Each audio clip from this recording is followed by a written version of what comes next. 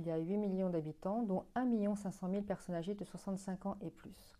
En 2022, 21 000 personnes âgées de 65 ans et plus ont été hospitalisées pour chute grave ou invalidante. On entend par là une chute ayant entraîné une fracture ou un traumatisme crânien avec commotion cérébrale. Par exemple, il y a eu 8 000 cas de traumatisme crânien en 2022. Parmi ces 21 000 personnes, 2 900 sont décédées dans les suites directes de la chute ou de ses conséquences. Et on sait que le taux d'hospitalisation pour chute augmente plus que la population elle-même.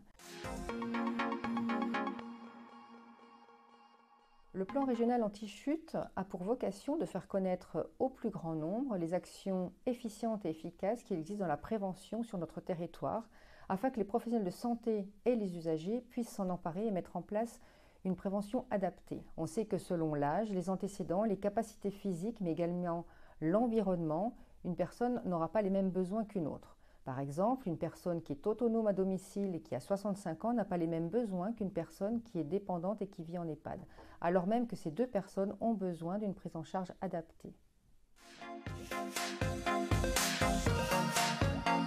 Je dirais que le mot-clé est la prévention, à savoir prévenir les risques de troubles de l'équilibre et de la marche par une activité physique adaptée, prévenir les risques de dénutrition avec une alimentation correcte. En effet, on pense à tort qu'avec l'âge, on a besoin de moins manger et de moins manger de protéines. Or, c'est faux, il y a un risque de fonte musculaire. Prévenir également l'isolement social et le repli sur soi, donc il faut bien maintenir le lien social. Prévenir également les risques de chute dans l'habitat. On sait que d'adapter son habitat peut minorer de 28% les risques de chute. Et puis également prévenir les risques de iatrogénie médicamenteuse.